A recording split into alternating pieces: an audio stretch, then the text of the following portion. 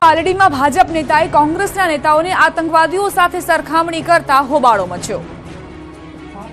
જેમ જેમ ગરમીનો પારો ઊંચકાઈ રહ્યો છે તેમ તેમ સ્થાનિક ચૂંટણીમાં નેતાઓના બોલ પણ ગરમાઈ રહ્યા છે। નેતાઓ મત મેળવવા માટે વાણી વિલાસ કરવા લાગ્યા છે। વાવથરાની ચૂંટણીમાં પાકિસ્તાનની એન્ટ્રી થઈ ગઈ છે। દિયોદરના પાલડીમાં ભાજપ નેતા જિલ્લા ભાજપ પ્રમુખ નરેશ ઠાકોરે કોંગ્રેસના નેતાઓની સરખામણી પાકિસ્તાન સાથે કરી છે। કહ્યું કે પાકિસ્તાનનો યુવાન રસ્તો ભટકે એટલે આતંકવાદી બને, એમ ભારતનો યુવાન રસ્તો ભટકે એટલે કોંગ્રેસી બને। વિસ્તારનું કલ્યાણ કરવું હોય તો યુવાનનો રસ્તો ન ભટકે તેની ચિંતા કરજો। વિસ્તારના યુવાઓ ક્યાંક ના ક્યાંક રસ્તો ભટકી ગયા છે। આપણો પાડોશી દેશ કયો છે ખબર છે બધાને? કયો છે? પાકિસ્તાનનો યુવા જ્યારે રસ્તો ભટકે એટલે આતંકવાદી બને,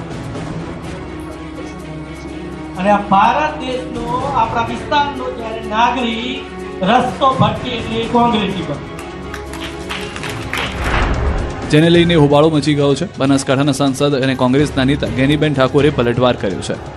ગાંધીજીની જે હત્યા કરવાવાળા લોકો હોય, જેને ધર્મના નામે રાજકારણ કરવાનું હોય, જેને ગાયોના નામે ચૂંટણી ફંડ લઈને જે ગાયોને મારવા માટેના કતલખાના છે એમની પાસેથી ફંડ લઈને ચૂંટણીઓ જીતવાવાળા લોકો એ કોંગ્રેસના આગેવાનો ઉપર કીચડ ઉછાળવા માટેનું કામ કરતા હોય તો એ હજારો દેશના કોંગ્રેસના કાર્યકરો સાથે પ્રજા એમને લોકશાહી ઢબે જે જવાબ આપવાનો છે એ આપશે। પણ આવા વાણી વિલાસ લોકોને એ ભારતીય જનતા પાર્ટીએ એને પોતાને નોટિસ આપવી જોઈએ ને એની પાસેથી ખુલાસો માંગવો જોઈએ। સરકાર સામે પડવું હોય તો લુખ્ખું અથવા તો ક્લીન છબી હોવી જોઈએ। પાટણના ધારાસભ્ય ભાજપ પર કર્યો પ્રહાર।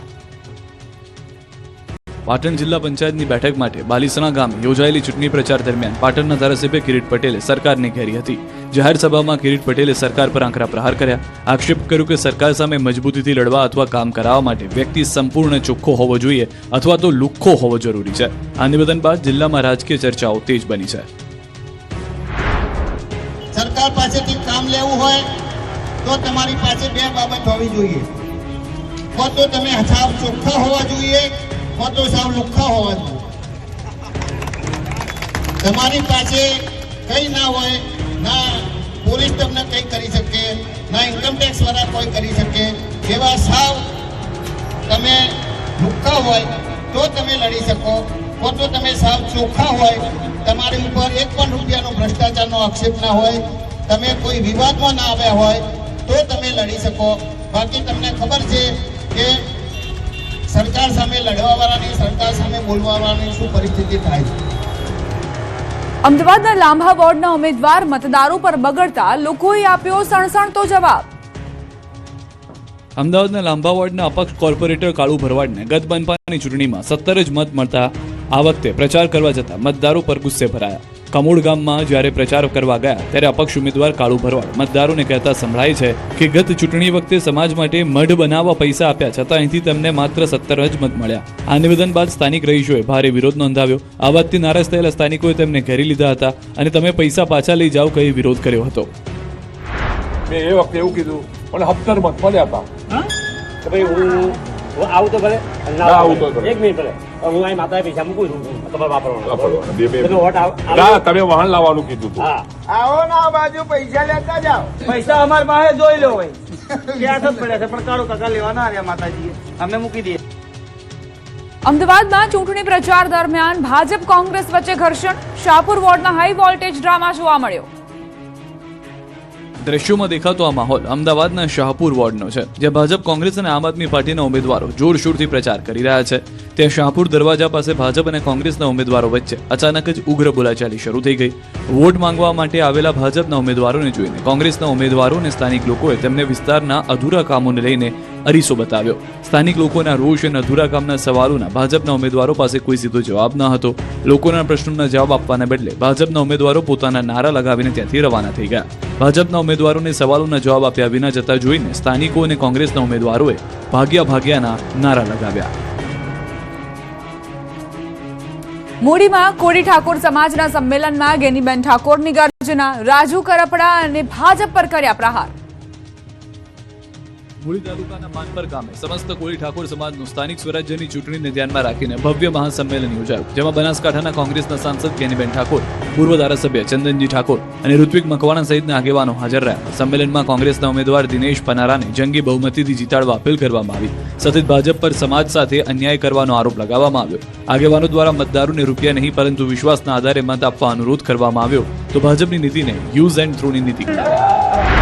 ભારતીય જનતા પાર્ટી કે જે વર્ષોથી ભાજપમાં મજૂરી કરી હોય એવા મજબૂત આગેવાનો હોય, મજૂરી કરી હોય, એ પાર્ટીમાં ટિકિટ માટે હકદાર હોય, છતાં પણ એમને ટિકિટ ના આપે અને ગમે તે લોકો ગમે એટલાને પાર્ટીમાં એન્ટ્રી કરી હોય અને તરત ને તરત પૈસાના પાવરથી કે અન્ય રીતે ટિકિટ મેળવીને જે સાચા પાર્ટીના કાર્યકરો હોય છે એમને અન્યાય કરવા માટેનો પ્રયત્ન કર્યો છે. અને જ્યારે અન્યાય કરવા માટેનો જેસાભાઈ જેવા ઉમેદવારને છેલ્લી ઘડીએ ટિકિટ કાપીને એમને એક જેસાભાઈનું અપમાન નથી કર્યું, એ સમગ્ર ઠાકોર સમાજનું અપમાન કર્યું છે. સુરતના ગોરાટામાં ભાજપના વિરોધને લઈને પૂર્ણેશ મોદીએ કાવતરું ગણાવ્યું. સુરતમાં પ્રજાનો આક્રોશ સહન ન થતા ભાજપના કાર્યકરો હિંસા પર ઉતર્યા. ભાજપના ગઢ ગણાતા અડાજણ ગોરાટમાં પહેલી વખત ભાજપ સામે સ્થાનિકોમાં ભારે આક્રોશ જોવા મળ્યો. પહેલા દિવસથી જ ગોરાટ વિસ્તારમાં સોસાયટીએ ભાજપે પ્રચાર માટે આવવું નહીં તેવા બેનરો લગાવી દીધા. તેમ છતાં ભાજપના ઉમેદવાર અને ગાર્ડન ગ્રુપના હર્ષ મહેતા, તેના ટેકેદારો અને પૂર્વ મેયર હેમાલી બોગાવાલા સહિત ભાજપના કાર્યકરો સાથે અહીં પ્રચારમાં પહોંચતા સ્થાનિક મહિલાઓ સહિત લોકોએ ભેગા મળી ઉતળો લીધો. આ મુદ્દે ધારાસભ્ય પૂર્ણેશ મોદીએ કહ્યું કે માત્ર હોબાળો થયો હતો, વાતને ખોટી રીતે ચગાવાઈ છે તો અશાંતદારોનું ખોટું અર્થઘટન કરતા હોવાનો દાવો કર્યો. અરજદારોને જે મુશ્કેલી પડતી હતી એ દૂર કરવાનો પ્રયત્ન ભારતીય જનતા પાર્ટીની સરકારે કર્યો છે. અસાધારણનો કાયદો એકમાત્ર ભારતીય જનતા પાર્ટી જ્યારે લાવી હોય ત્યારે આખો વિસ્તારને કોઈ એક પ્રકારનું ધ્રુવીકરણ કરતા અટકાવવાનો પ્રયત્ન હતો કે ભારતીય જનતા પાર્ટીના બધા જ કાર્યકર્તાઓ કાલે, આમ તો રોજ જ નીકળે છે પ્રચારમાં, કાલે વિસ્તારમાં ગયા હતા, મંદિરમાં દર્શન પણ કર્યા. ત્યાર પછી માત્ર ને માત્ર હોબાળો મચાવવો, એને અટકાવવા, માત્ર હોબાળો થયો હતો, એનાથી વિશેષ કંઈ નથી. એ વાતને ખોટી રીતે ચગાવવામાં આવે છે. મતદારોને રીઝવવા માટે નેતાઓએ પ્રચારની અવનવી રીત અપનાવી. સ્થાનિક સ્વરાજની ચૂંટણીનો પ્રચાર બરાબરનો જામી ગયો છે. પ્રચાર યુદ્ધમાં મોટા નેતાઓ પણ મેદાને ઉતરી ગયા છે. રેલથી લઈને રેલી સુધી પ્રચાર શરૂ છે. આ વખતે મતદારોને રીઝવવા માટે નેતા પ્રચારની અવનવી રીત અપનાવી રહ્યા છે. પ્રચારના અજીબ કિમિયા જોઈને મતદારો પણ આશ્ચર્યચકિત થઈ રહ્યા છે. કોંગ્રેસે તો મોંઘવારી સહિતના મુદ્દાને ઉજાગર કરવા સિલિન્ડર સહિતને લઈને પ્રચાર શરૂ કર્યો છે. અમદાવાદના રામોલ હાથીજણ વોર્ડમાં કોંગ્રેસના ઉમેદવારોનો અનોખો પ્રચાર જુઓ.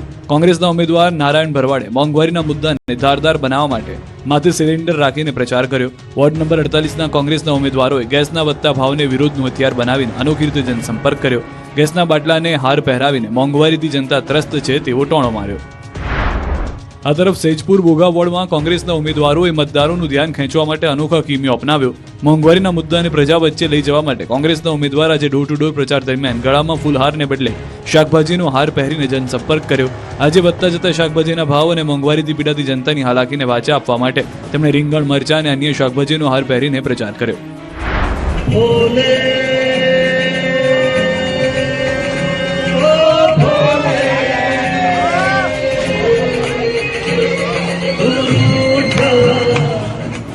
આ ગાયક કલાકાર છે અમદાવાદના નરોડા ભાજપના ઉમેદવાર જયેશ પ્રજાપતિ. તેમણે ભાષણો અને રેલી કરવાની બદલે પ્રચાર માટે ગીતનો સહારો લીધો. જયેશ પ્રજાપતિ એક અલગ જ અંદાજ જોવા મળ્યો છે. લોકસંપર્ક અને પ્રચાર રાઉન્ડ દરમિયાન મિત્રો અને કાર્યકરોની ખાસ ફરમાઈશ પર જયેશભાઈ પોતાના મધુર અવાજમાં એક ગીત લલકાર્યું હતું.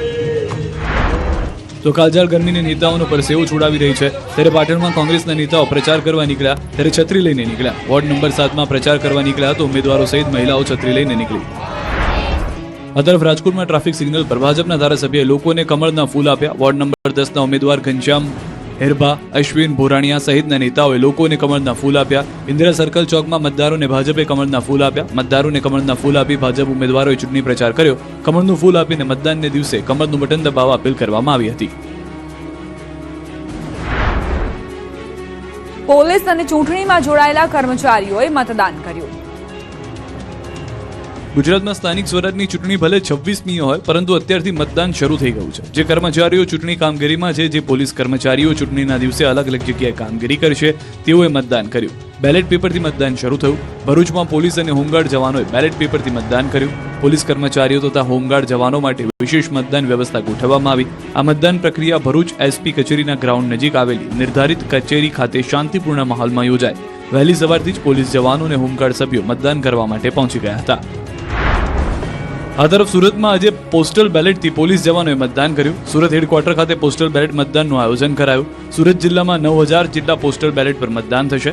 સવારે 9 વાગ્યાથી મતદાન પ્રક્રિયા શરૂ કરવામાં આવી. તો અમદાવાદના બાપુનગરમાં હોમગાર્ડ ઓફિસમાં બેલેટ પેપરથી મતદાનમાં વિવાદ સર્જાયો. હોમગાર્ડ ઓફિસમાં ખોટી રીતે બેલેટ પેપર પર સિક્કા કરવાની પ્રક્રિયા થતી હોવાને કોંગ્રેસે આક્ષેપ કર્યો. બેલેટ પેપરમાં એક જ વ્યક્તિ 50-50 સિક્કા મારતા હોવાનો કોંગ્રેસે આક્ષેપ કર્યો. જેથી બાપુનગર વોર્ડના કોંગ્રેસના ઉમેદવારો અને મોટી સંખ્યામાં કાર્યકર્તાઓ પણ હોમગાર્ડ ઓફિસ ખાતે પહોંચી ગયા. તેમજ તપાસ કરતા બેલેટ પેપરના કવર પણ ખુલ્લા પડ્યા હતા.